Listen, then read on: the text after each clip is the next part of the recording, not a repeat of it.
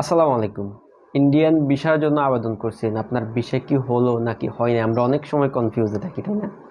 তো আজকের এই ভিডিওতে আপনি দেখার পর বুঝতে পারবেন আপনার ভিসা হয়েছে কি হয় নাই। তো আজকের এই ভিডিওতে আমি আপনাদেরকে ইন্ডিয়ান ভিসা অ্যাপ্লিকেশন চেক করার মূল প্রসেসটা দেখিয়ে দেব, A to Z। আমার ভিডিওটি যদি ভালো লাগে চ্যানেলটি সাবস্ক্রাইব করবেন। বন্ধুরা, আমরা আমাদের হাতে থাকা যে কোনো একটা ব্রাউজারে চলে যাবো। আমি আমার হাতে থাকা ক্রোম ব্রাউজারে চলে গেলাম। ক্রোম ব্রাউজারে গিয়ে আমরা লিখব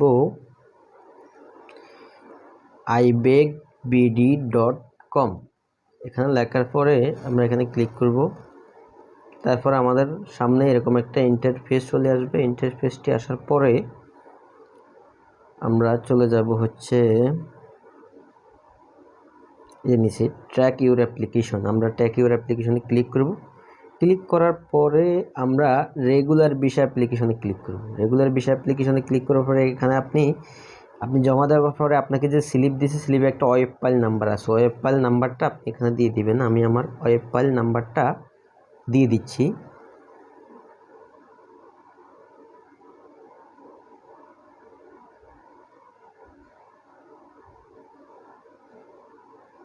তারপর এখানে নিচে এরকম একটা ক্যাপশন আছে। ক্যাপশনটা আপনাকে সুন্দর করে লিখে দিবেন। একবার না বুঝলে বারবার দিয়ে ট্রাই করার চেষ্টা করবেন। আমি ক্যাপশনটা সুন্দরভাবে লিখে দিচ্ছি, ফেয়ার এনা।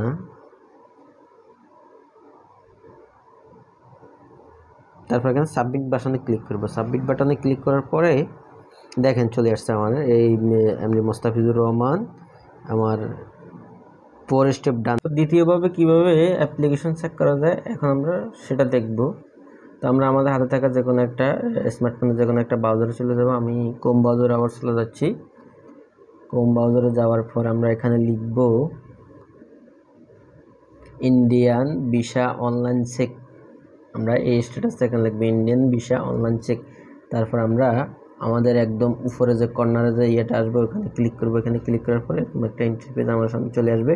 নিচে চলে যাবে, এখানে দেখেন ভিসা ইনকোয়ারি। আমরা ভিসা ইনকোয়ারিতে ক্লিক করবো। ভিসা ইনকোয়ারি ক্লিক করার পরে এখানে আপনি আপনার ওয়েব ফাইল নাম্বারটা দিয়ে দিবেন। আপনাকে যে জমা স্লিপটা দিয়েছে ওখানে একটা ওয়েব ফাইল নাম্বার লেখা আছে। ওয়েব ফাইল নাম্বারটা আপনি এখানে দিয়ে দিবেন। তা আমি আমার ওয়েব ফাইল নাম্বারটা এখানে দিয়ে দিচ্ছি। তারপর আপনি আপনার পাসপোর্টের নাম্বারটা এখানে দিয়ে দিবেন। ওয়েব ফাইল নাম্বারের নিচে আপনি আপনার পাসপোর্টের নাম্বারটা এখানে দিয়ে দিবেন। আমি আমার পাসপোর্ট নাম্বারটা এখানে দিয়ে দিচ্ছি। তারপর আপনি এখানে একটা ক্যাপশন দেখতেছি, ক্যাপশনটা এখানে দিয়ে দিবেন। ক্যাপশনটা মনে রাখবেন ছোট হাতের হয়, কখনো ক্যাপশন এখানে বড় হাতের হয় না। এখানে JQIR2FI। তারপর এখানে চেক স্ট্যাটাসে ক্লিক করবেন। চেক স্ট্যাটাস ক্লিক করার পর আমার স্ট্যাটাসটা আসছে যে proceed and printed. Proceed and printed মানে কি আমার বিষয়টা হয়ে গেছে।